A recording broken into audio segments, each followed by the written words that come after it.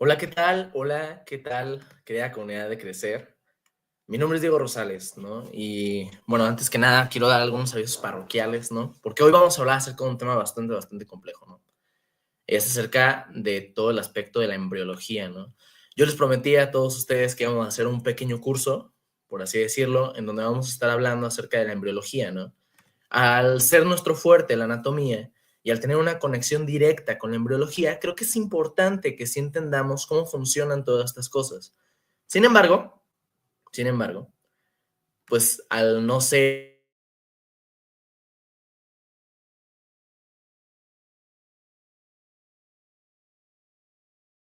principalmente nuestro objetivo es anatomía. Evidentemente lo que vamos a estar haciendo entonces es este pequeño curso directamente aquí desde YouTube para que ustedes puedan ingresar y puedan verlo, ¿no? Vamos a hablar acerca de aspectos embriológicos que realmente para mí ha sido en parte también una pasión, ¿no? Porque la embriología es realmente compleja y explica muchísimas cosas del ser humano en general, no solamente en aspectos anatómicos, que pues en definitiva, ¿no? Pero también en aspectos fisiológicos, ¿no? En aspectos incluso patológicos, ¿no? Que de hecho el día de hoy vamos a ver el tema de introducción y les aseguro, ya les tengo por ahí preparadas algunas enfermedades y aplicaciones clínicas que creo que les van a poder ayudar mucho. Esto de agregar especialmente enfermedades y aplicaciones clínicas surge porque hace poquito en un pequeño anfiteatro, en una sesión, una de mis instruidas, una de las personas con las que les estoy explicando acerca de una región, nos dijo, es que ¿saben qué? Yo necesito que me des algo de aplicación clínica porque si no, no me queda. Y entonces, entre un compañero y yo, Luis, de hecho, que les recomiendo mucho su curso de él, es de faringe y esófago, y de hecho es un curso muy completo, es muy completo. Luis simplemente siempre hace maravillas, ¿no? Entonces, bueno, él y yo estábamos platicando y entonces cuando nos dice eso, entre Luis y yo empezamos, bueno, y esto, bueno, y esto otro, ¿no? Y esto otro, y empezamos a irnos uno tras otro síndrome que se correlacionaban con la región anatómica que estábamos estudiando ese día, ¿no? Entonces, bueno, sin más por el momento, nada más voy a revisar que todo esté muy bien, que nos estemos viendo bien. Quiero agregar también el hecho de que ya regularmente no va a ser desde este canal. Esta va a ser la primera sesión y la única que va a ser transmitida en vivo desde este canal de Crecer propiamente, ¿va? Esto porque, bueno, para no juntar los temas, decidimos crear el nuevo canal de Academia Anatómica, ¿no? Por ahí ya les mandé una pequeña capsulita que por ahí les hice y en esta cápsula, pues justamente podían ingresar y demás. Creo que ya tuvo como 100 reproducciones, es excelente, ¿no? Muy bien. Entonces, bueno, sin más por el momento, vamos a iniciar con la presentación y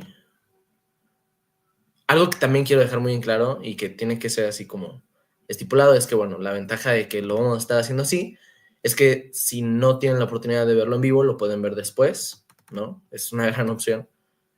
Y entonces van a poder observar todos los temas, ¿no? Todos los temas. La verdad, le agradezco mucho a la persona que me dice aquí este mensaje tan bonito. Yo aprecio mucho cuando me dicen cosas así, ¿no? Entonces, no lo sé, lo agradezco mucho, ¿va? Este, Y bueno, voy a poner ahora sí la presentación. Miren, el tema que vamos a ver hoy entonces va a ser introducción a los mecanismos moleculares y vías de señalización, ¿no? Es un tema bastante complejo. Es un tema que no es tan sencillo de explicar y que de hecho la gran mayoría de los libros de embriología no lo suelen abordar en tan completa extensión. Lo suelen abordar en términos generales y claro, yo lo entiendo también porque es el hecho de que, bueno, o sea, se entiende también el hecho de que no puedes meter toda la información en un solo libro, ¿no? Y la realidad es que es necesario hablar del DNA y es necesario hablar de vías de señalización, pero no es fácil hablarlo en un capítulo de un libro. Digo, simplemente vean el Langman, ¿no? El Langman es así de que es esto y esto y esto y te lo avienta así de que todo súper rápido, ¿no? Por ahí estuve checando también con otras bibliografías y otras ni siquiera lo tenían, ¿no? Creo que, si mal no me acuerdo, espero no me equivoco, no me acuerdo si era el Carson o era el Moore, pero uno de estos dos no tenía el apartado propiamente para hablar acerca de mecanismos moleculares, ¿no? Entonces yo digo, ¿cómo puedes hablar de factores de transcripción que lo hablan en embriología al por mayor, ¿no? O sea, el factor PAC6, el factor, todos los factores de transcripción los llegan a hablar. ¿Cómo es posible que puedan hablar de ellos pero no te expliquen precisamente cómo funcionan, ¿no? O sea, entonces, bueno, yo dije, ¿sabes qué? Yo estoy Team Lackman, entonces hay que hacer esta pequeña sesión, ¿no? Les lamento decir que no voy a poder ver las dudas mientras estoy en la sesión porque estoy en la presentación. Sin embargo, lo podemos hablar, o sea, una vez que termine, me regreso a la página principal, ustedes hagan todas sus dudas y al final yo les voy a contestar todas y cada una de ellas, de los que están incluidos en esta sesión, ¿va? Muy bien, entonces primero que nada tenemos que entender la organización de la materia, ¿no? La organización del DNA, este es el principio fundamental y no me voy a detener tanto en ello porque es muy sencillo de entender, ¿no? Tenemos la estructura propiamente como cromosomas, que esta es una estructura que solamente se encuentra en metafase, ¿no? La condensación de la cromatina implica un súper enrollamiento, que de hecho aquí justamente lo menciona, que, bueno, va a incluir todas estas proteínas y van a incluir toda una serie de mecanismos moleculares que le permiten al DNA que una vez que ha sido replicado, una vez que ha tenido su síntesis, su etapa de síntesis, entra en una metafase, ¿no? Se condensa, hace una hipercondensación y tiene estas pequeñas formas, ¿no? El cromosoma como tal tiene un pequeño brazo corto, se le conoce como brazo petit, y es, de hecho, en el código genético se escribe como, no lo sé, cromosoma 16, entonces es 16. Y si es el brazo corto, P. Entonces ya sabes que 16P es el brazo petit, ¿no? Es el brazo chico. Y además tiene un brazo largo, ¿no? Que el brazo largo, no recuerdo exactamente cómo era, pero el Q sí tiene que ver con grandes. Si mal no me acuerdo. Entonces, digo, esto lo vimos nosotros en clase de genética y ya tengo varios semestres que no lo repaso, este tema en específico. Pero bueno, el brazo Q justamente sería este brazo largo o que se prolonga, ¿no? Algo que es muy importante y considerar es el hecho de que en los extremos del cromosoma, estas pequeñas porciones se le conocen como telómeros. Los telómeros son muy, muy interesantes y muy, muy importantes porque tanto tienen correlación con el cáncer como con la vida misma. Los telómeros son los que en sí le dan estructura y pues protegen al DNA. Hay ciertas enzimas que agregan regiones llenas de adenina y timina en los extremos terminales del DNA. Entonces, tras una replicación, si se destruye o se cinde una de las porciones terminales, no se va a llevar información importante, ¿saben? O sea, algo así como el equivalente a ponerle una pequeña capa de cera, ¿no? Como todas estas personas que de repente los tenis o cosas por el estilo, le ponen cera, y entonces si se te ensucia el tenis, pues no pasa nada porque está la cera. Limpias la cera y luego le vuelves a poner otra capa. Algo así funcionaría la telomerasa, por así pensarlo. Algo que también es muy importante considerar es que las líneas celulares, o sea, cada una de las células madre, van a tener la capacidad de multiplicarse solamente de 15 a 20 veces.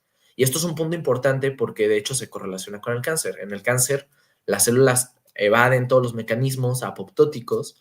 Después podemos hacer una sesión, si quieren, de eso, así como una aplicación clínica de lo que aquí les estoy hablando, pero en sí, a final de cuentas, evaden todos los mecanismos apoptóticos y la célula dice, yo no me muero, yo no me muero, yo no me muero, y entonces no se muere. Y ese es el gran problema con el cáncer, ¿no? O sea, son células que se replican mucho y son células que no se mueren, ¿no? Que además tienen la capacidad de invadir. Pero bueno, siguiendo con la estructura, una vez que seguimos y nos vamos un poco del nivel más molecular, un poco más profundo, veremos esta pequeña estructura de superenrollamiento. Eso es lo que ocurre. El DNA primero hace algunas como, se le dice en inglés loops, que es algo así como cuerdas, digamos, son unas pequeñas bucles, justo, hacen unos pequeños bucles y después de eso se hace un superenrollamiento a través de los bucles. Entonces, el DNA está muy condensado en esta fase, en esta porción. Esta parte que está muy condensada se le conoce como heterocromatina. Simple y sencillo. Para que sea de esta forma, tienen que estar las histonas desacetiladas. Y este es un punto importante que tenemos que considerar y que lo veremos un poquito más adelante, porque la desacetilación de las histonas es la que impide su replicación. Por ende, un DNA que está en esta versión, un DNA que está así de enrollado, un DNA que tiene unas histonas así de cerca entre sí, no va a poder replicarse. Siguiendo con un poco, se forma, y si lo desenrollamos un poco más, vemos aquí las histonas propiamente, ahora sí, hablando directamente. Y cuando ya tienen esta estructura en donde hay estos pequeños fragmentos entre histona e histona, esto se le conoce como eucromatina, ¿de acuerdo? Las histonas siempre están en contacto con el DNA. De hecho, esto es gracias a la histona H1. La H1 todo el tiempo mantiene el contacto del DNA con la histona a pesar de que se desenrolle, de tal forma que es como si pusieras un clip. Entonces, por ejemplo, yo aquí tengo un pequeño Kleenex, ¿de acuerdo? Yo lo enrollo a través de y queda completamente cerrado, ¿sí? Pero mi dedo todo el tiempo está aquí sosteniendo. Mi dedo sería la histona H1.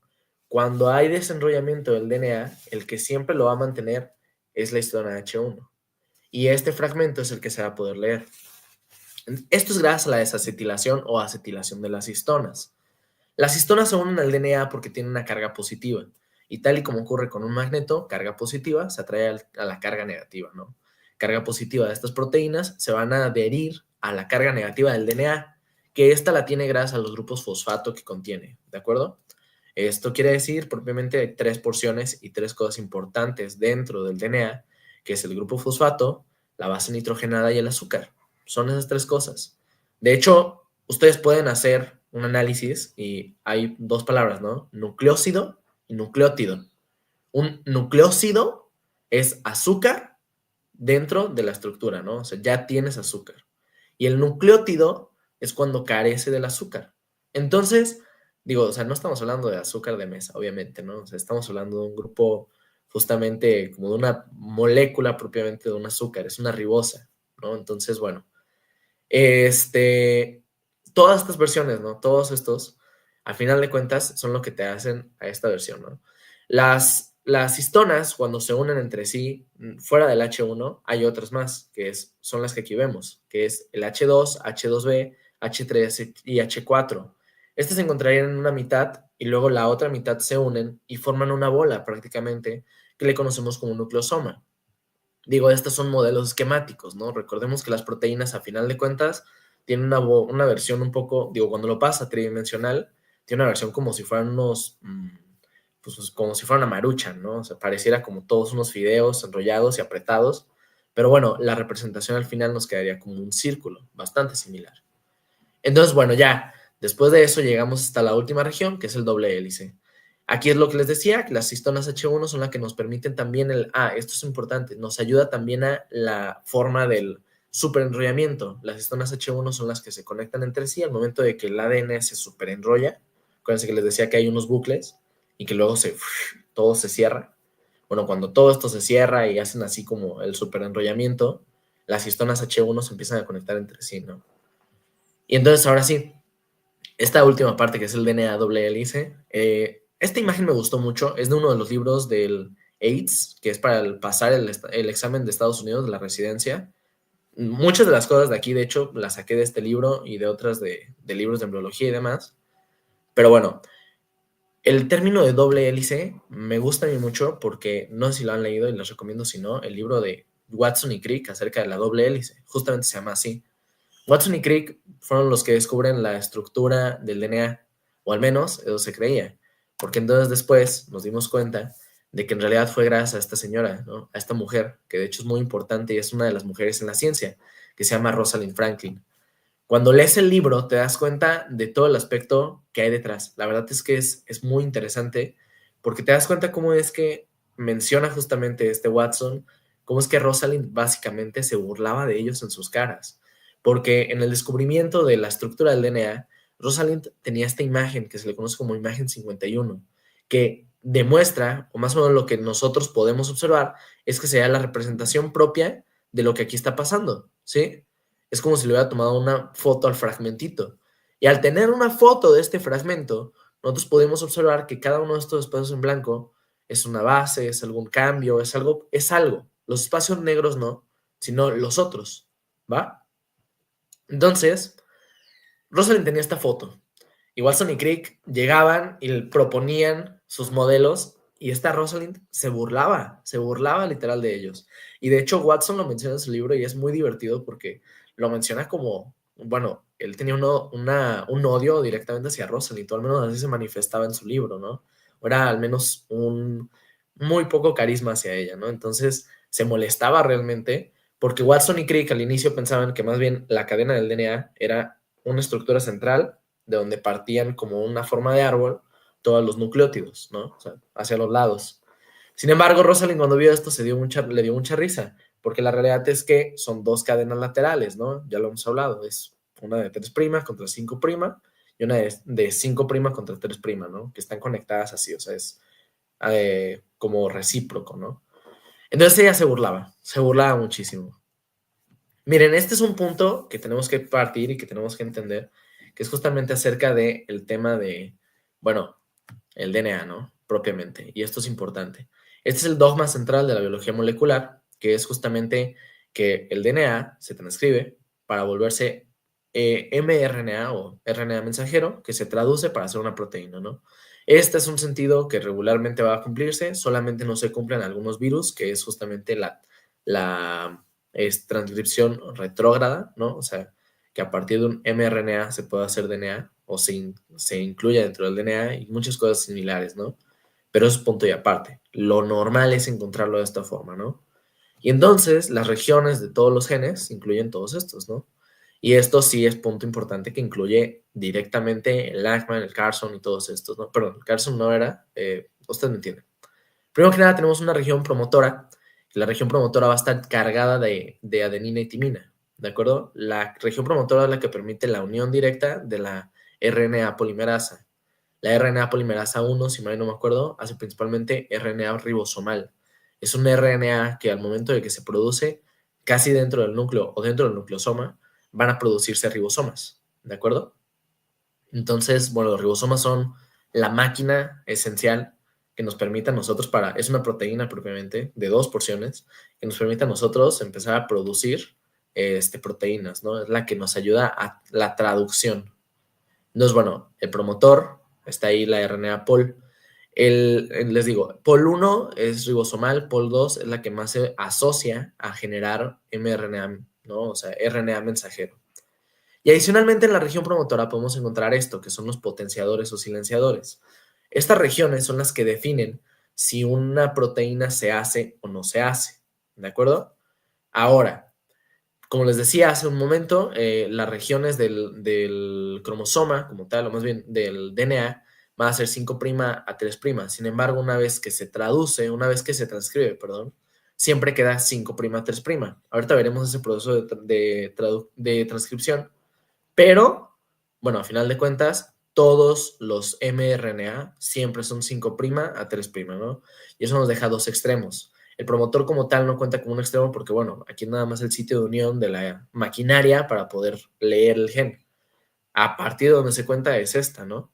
Y entonces, aquí lo muestra, ¿no? Ya una vez el DNA que ha sido como considerado, aquí están nuestras cajas TATA o CAT, que son cajas ricas en adeninotimina.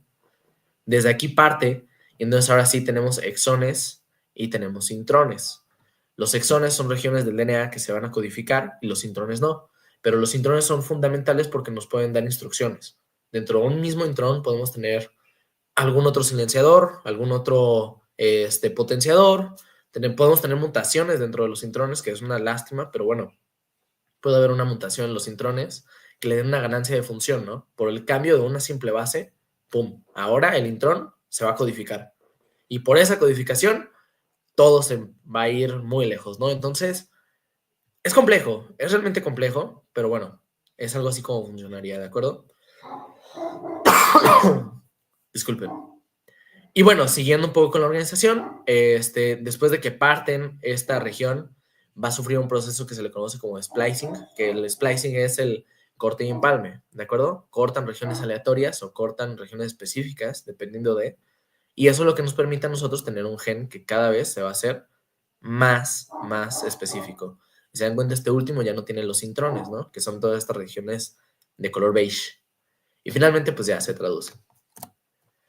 Ahora, esto es importante que profundicemos y entendamos bien cómo es que funciona. ¿De acuerdo? Entonces, esta pequeña es una pequeña revisión del Cell Press.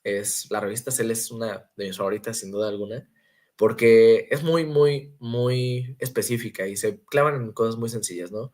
Pero de hecho, si me no acuerdo, es del 2018, sí, más o menos viejo, relativamente, pero 2019 aquí está, pero nos ayuda a entender justamente cómo es que funciona ese corte alternativo, ¿no? O sea, cómo es que funciona el corte que le estoy mencionando sobre los intrones.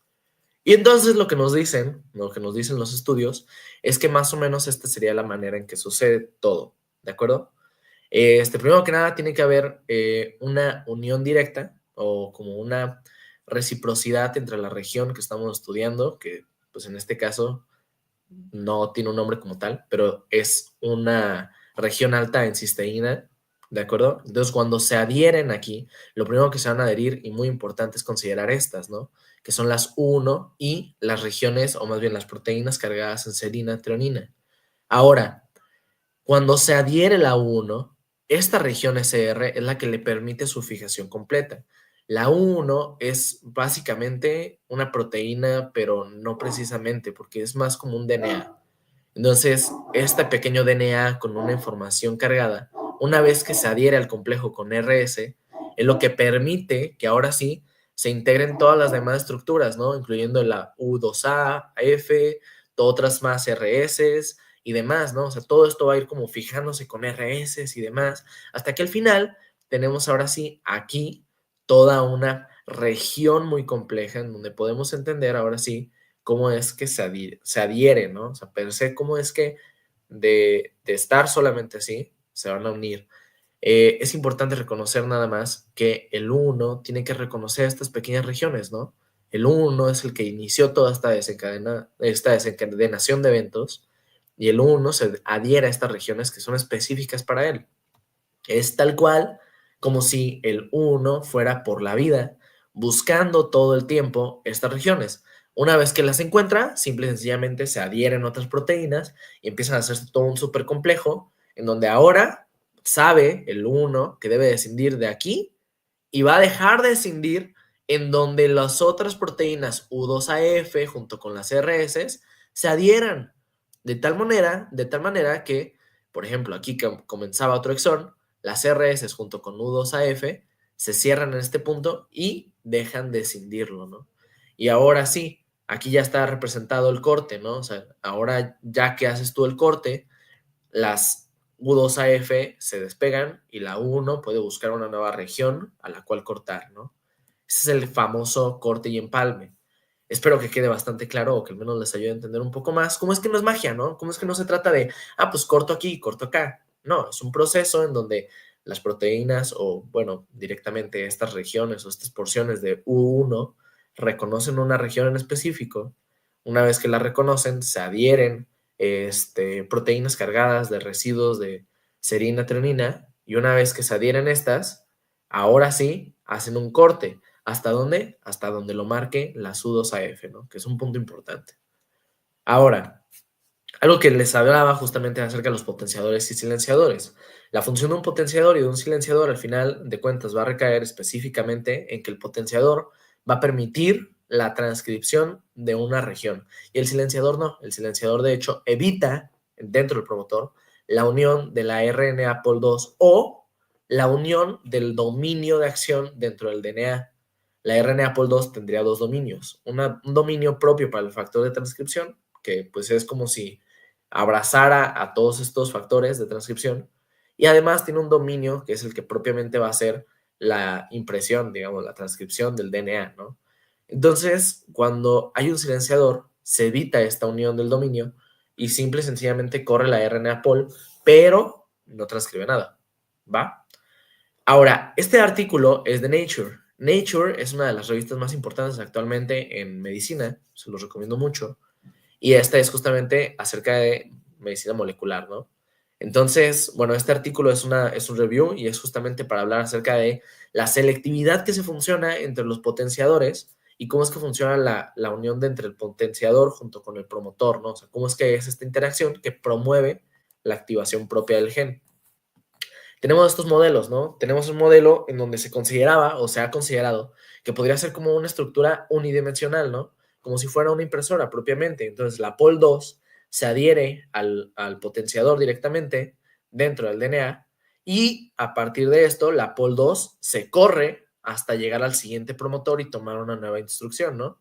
Bajo este modelo, pues entenderíamos que de un lado al otro se corre como si fuera una impresión. No sé si ustedes han visto estas impresoras que son, según eso, portátiles y demás. A mí me da mucha risa. No sé si funcionan, pero que las ponen en la hoja y de la nada corren y van dejándote aquí todo el escrito, ¿no? Algo así funcionaría en este caso, bajo este modelo unidimensional. Hay otro modelo que es acerca de todo el modelo de unión, ¿no? Y anclaje. Lo que se cree es que a través de este modelo tendríamos que tener la unión de múltiples factores de transcripción a través de toda la región del gen, que es lo que permite el paso por la pol. Es algo así como si se formara un puente que le dice la polimerasa, sí, por aquí sí puedes pasar y por aquí sí puedes activarte, ¿no? Sin embargo, no es el único modelo, se han creado también modelos tridimensionales que de hecho explican mucho mejor las cosas y vamos a hablar acerca de ello. Primero que nada, entendamos que el DNA hace más sentido un modelo tridimensional porque el DNA no tiene una postura toda alargada, ¿no? De hecho, por ahí alguna vez me dijeron a mí, no sé si es verdad, pero que si liberaras, si abriéramos, ¿no? El DNA de toda una sola persona, de una sola célula, podríamos darle 2 vueltas al mundo, ¿no? Por la extensión que tiene. Entonces, el modelo lineal no hace tanto sentido bajo este funcionamiento, bajo esta premisa, porque pues requerirías tener una región sota así abierta por completo, ¿no? Entonces, el modelo tridimensional lo explica de una mejor manera y de hecho explica también por qué hay muchos promotores que pueden ser brincados de una manera alternativa, ¿no? Porque hay regiones directamente que pudieran ser no traducidas directamente por una forma de mecanismo así alternativo, ¿no? En donde justamente vemos, o no alternativo, ¿no? También aquí puede haber algún silenciador que nos impida movernos, ¿no? Pero ahorita les explico eso. Aquí vemos justamente cómo la RNA pol se adhiere a un potenciador, ¿no? Junto con estos dos, que serían el factor de transcripción, junto con un coactivador, ¿no? Que pueden ser muchas proteínas. Ahora, una vez que se adhiere a esta región, la DNA pol puede tomar entonces ahora sí toda una de las acciones. Puede ser que se vaya completamente o puede ser que por su cercanía con con la siguiente región promotora, se cambie de posición. Este modelo lo que explicaría es por qué en algunos silenciadores, parte aquí, nunca corre por acá, pero llega a esta región, ¿no? Sería más o menos como si la RNA pol aquí descubre un silenciador, por ejemplo, se rompe o sale de esta región y entonces se cambia a la región promotora, ¿no? Ahora, siguiendo con los modelos, bajo este modelo tridimensional, entonces ahora sí se considera esto que es como un modelo en donde es dinámico. Pues, o sea, es que es aquí lo importante, ¿no? Aquí lo que están haciendo o que lo muestran aquí es que todo esto es el radio y lo que mencionan es que todo el aspecto del núcleo va a estar cargado de todas las proteínas necesarias, ¿no? O sea, la RNA pol va corriendo por ahí, el factor de transcripción tal va corriendo por allá y por acá tenemos coactivadores, ¿no? Todo como si fuera una sopa de fideos o como lo quieran ver. Cuando está condensada es muy difícil la cromatina poder ser traducida. De hecho, no se exponen las regiones, ¿no? Pero conforme se hace un poco menos condensada, conforme se corre, la RNA pol, la DNA pol, va a tener la función, la posibilidad de unirse a un dominio de acción y a partir de ello va a poder correr por toda una región, ¿va? Eso también explicaría algunos datos de la epigenética, porque bueno, si yo tengo aquí tapado, por ejemplo, toda esta región amarilla por un mecanismo secundario, ¿sí? Ahorita lo explicamos un poquito más, pero bueno, pensemos que aquí todo esto está tapado, no se puede. Bueno, este modelo explicaría cómo es que la DNA pol no requiere de la interacción con este para irse al segundo gen, sino que puede irse directamente al segundo gen saltándose el primer gen, ¿no? Básicamente porque la DNA pol se puede adherir a cualquier región del DNA y además hay una abundante cantidad de RNA polimerasa, ¿no? Y esto es un poco también de lo del modelo que ya les había platicado, ¿no? En donde puede ser que la RNA pol se adhiera a un sitio, no se corra la información porque el factor de transcripción lo impida o porque el silenciador lo impida, entonces la RNA pol cambia de sitio y se va al siguiente gen, ¿no? Que sea el de acá. Muy bien, un poquito más de información, etcétera, etcétera. Yo creo que esto lo podemos medio obviar un poco porque esto es más bien enfocado hacia la selectividad que tiene, ¿no? O sea, porque ciertos potenciadores y ciertos vaya, pues, o sea, ciertas proteínas junto con factores de transcripción son selectivos, ¿no? O sea, ¿por qué no el PAC6 nos ayuda a generar el hígado? Digo, si mal no me acuerdo, el PAC6 no te ayuda a generar el hígado, ayuda a generar el páncreas, un poco del sistema óseo y principalmente el ojo, ¿no? Pero no te ayuda el hígado. Entonces, ¿por qué? Bueno, lo que se espera o lo que se considera son estos 4 mecanismos, ¿no? En donde por un lado tenemos justamente la transmisión directa, en donde, vaya, una vez que se adhiere polimerasa ya se empiezan a adherir todos los complejos mediadores, ¿no? Y entonces pueden hacer toda una transcripción completa, ¿no? Incluso puede haber una transcripción en donde esta región, por el factor o los coactivadores, no se pueda traducir, se silencia esta región, donde la DNA pol se cambia de sitio para seguir con su proceso, ¿no? El factor de transcripción se quedaría en el promotor, que no se pudo transcribir, y todo lo demás se acompaña a la DNA pol hasta el por mayor, ¿no? Otra de las funciones es el hecho de que a lo mejor se producen otra DNA polimerasa llega a la región y aquí se queda estancada la DNA polimerasa que no se pudo transcribir, pero esta sigue con la función y no pasa nada, ¿no? Otras de ellas, pues bueno, es parte de lo mismo, ¿no? O sea, es el reclutamiento y demás.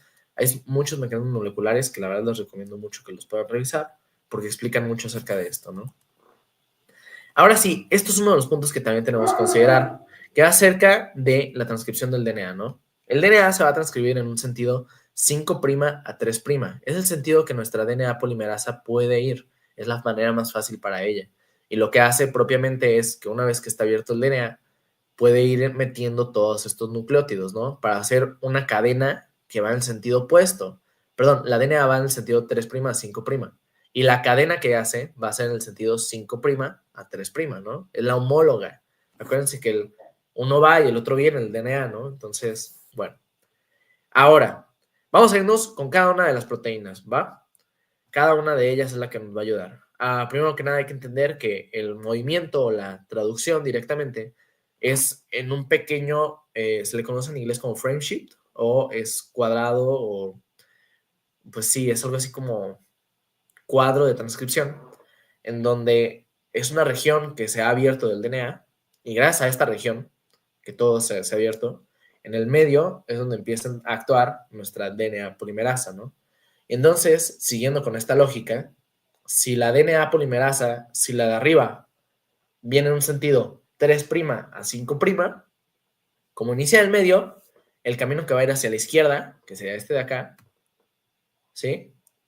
Lo puede llevar de una manera continua, ¿va? O sea, es 3', 5', ¿va?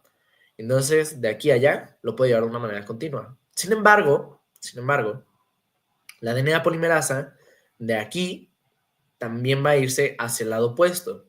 Y cuando se va hacia la derecha, en la cadena 5', 3', si se va a la derecha, va en el sentido 3', o sea, el de la izquierda, hacia la derecha, ¿no? A 5'. Como les decía, no es la manera más común de pasar a la DNA polimerasa, ¿no? Entonces, lo que va a empezar a hacer son estos pequeños fragmentos, ¿no? O sea, es como si esta región, en lugar de ser continua, lo va a empezar a hacer como en una manera lenta o con pequeños fragmentos, ¿no? Que de hecho estos fragmentos y como un tema o un término para ustedes, para aplicación de exámenes, especialmente de exámenes de residencia en Estados Unidos, estos fragmentos que son discontinuos, perdón, se le conocen como fragmentos de Okazaki, ¿de acuerdo? Y esto es algo que viene dentro de los libros de apoyo para justamente para el examen, ¿no? Para poder pasarlo. Ahora, aquí se forma en cada uno de los extremos, aquí y acá, apertura de replicación, ¿de acuerdo? Y esta es mediada gracias a la helicasa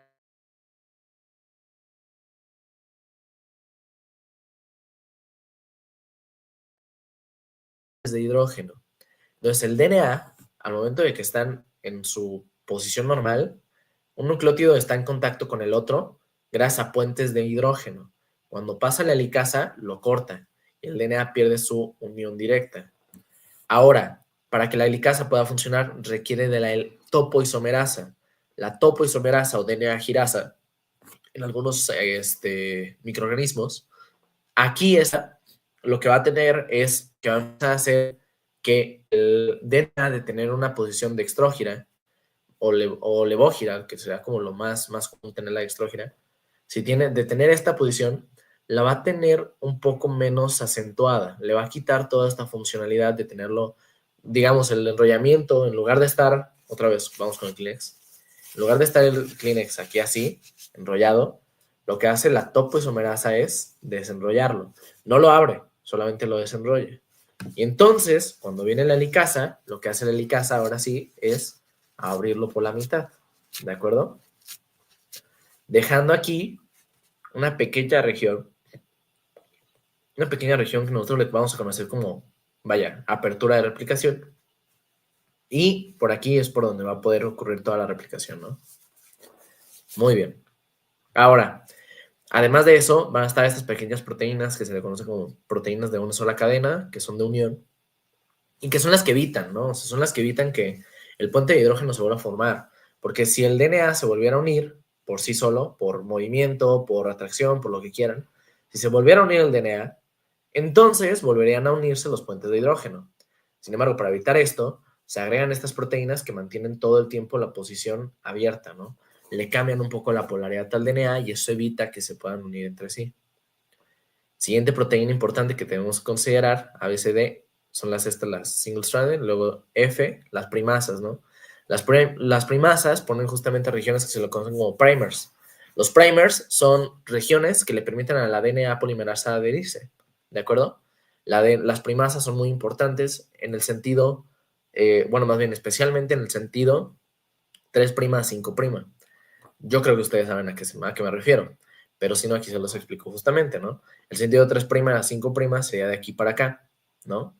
Y entonces es muy importante porque en cada fragmento de Okazaki, la primasa va a estar agregando un primer, que es lo que le permite que la DNA pol vaya a estas 5 bases, estas 5 bases, estas 5 bases y demás, ¿no? Luego, además de eso, aquí están nuestras DNA polimerasa, que recordemos que principalmente va a ser la 2. Luego, además de eso, tenemos aquí la DNA polimerasa 1, ¿no? Que es la que les comentaba que la DNA polimerasa 1 está más implicada en el desarrollo de los ribosomas.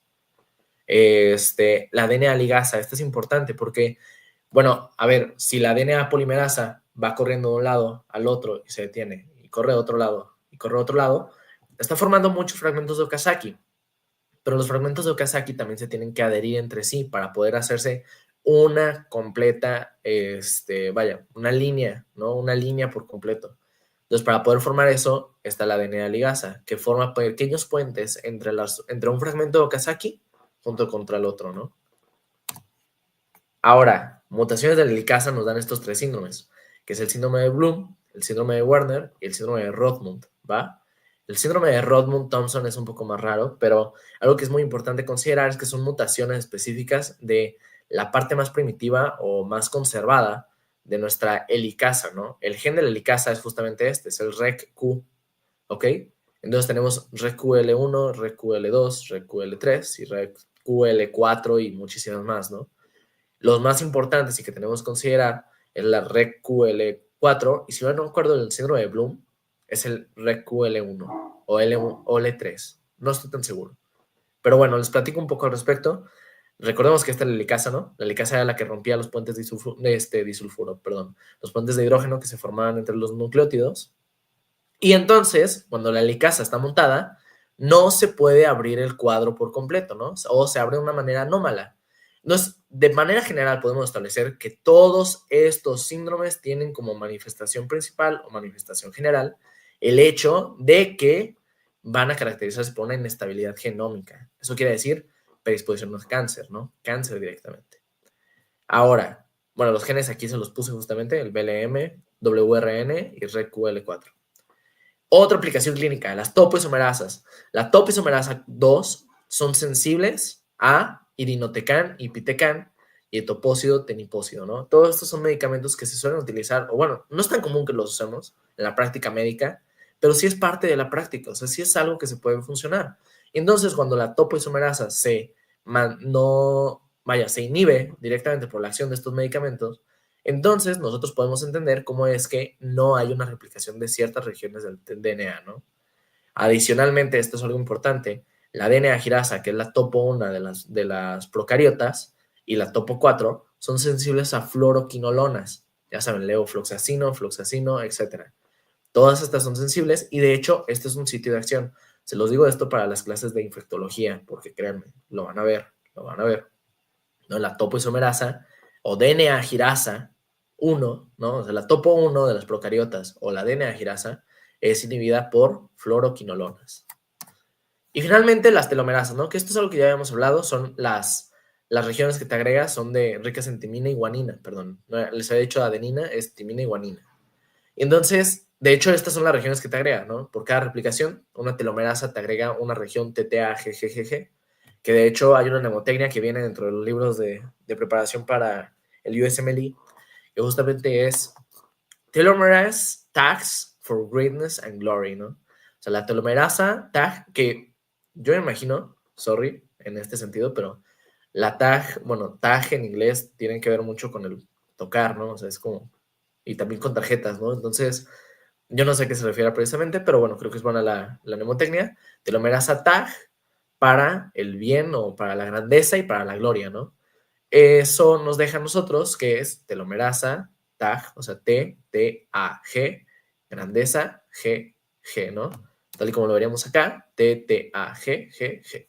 Muy bien.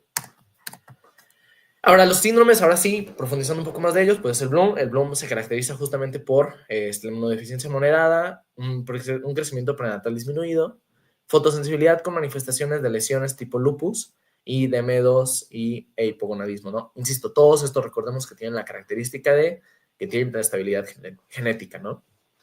O sea, tienen predisposición a cualquier tipo de cáncer. Ahora, muy bien. La fotosensibilidad con lesión tipo lupus es justamente esta que se genera de repente en las personas que tienen lupus, que es un rash malar, ¿no? O sea, aquí en la región se le empieza a hacer como una forma de irritación, una forma de eritema, ¿sí? Se empieza a poner todo rojo y muchos de hecho le dicen que tiene la forma de alas de mariposa, ¿no? Muy, muy característica.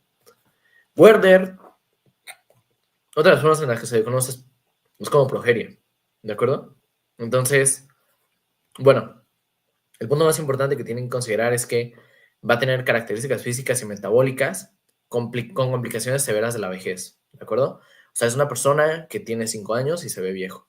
De hecho, es como el caso de Benjamin Button, pero jamás hacen jóvenes. Todo el tiempo están muy viejos, ¿no?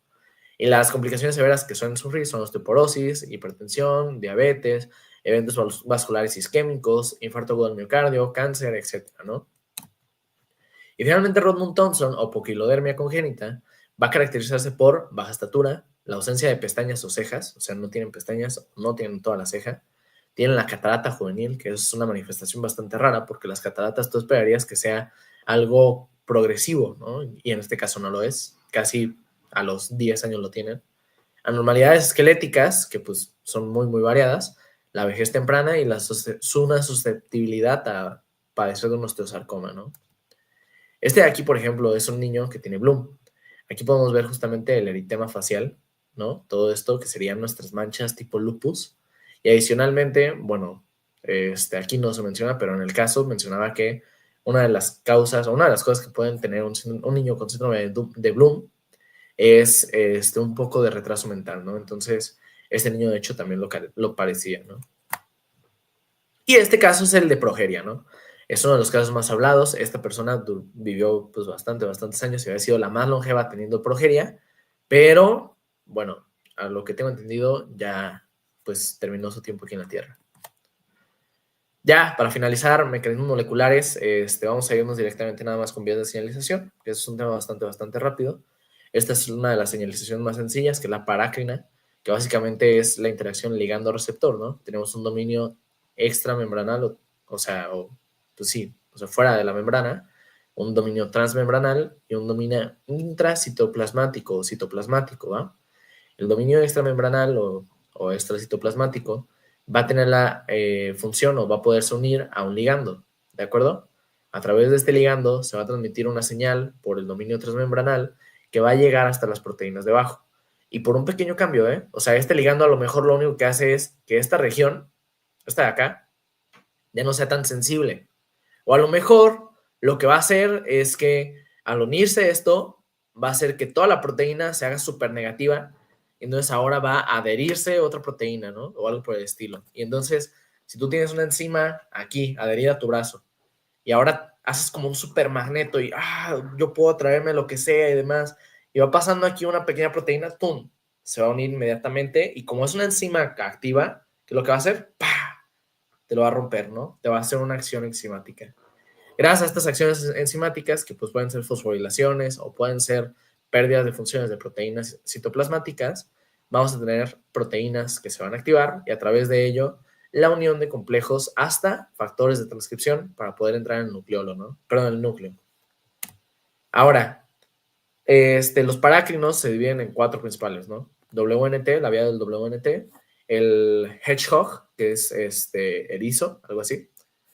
TGF-beta, que es uno de los más importantes, es el factor de transcripción de crecimiento tumoral beta. Y los FGF, ¿no? Que es el factor de crecimiento de fibroblastos. Ahora, el WNT está más que nada implicado en el desarrollo del cerebro medio y algunos aspectos de la diferenciación de somitas, ¿no? Eso lo podemos dejar en claro y es como algo muy específico, ¿no? Es casi como a término general. Los hedgehog son 3, es Indian, Desert y Sonic, perdón. Aquí, ¿cuál es el punto? Indian y Desert sí son razas de erizos, ¿sí?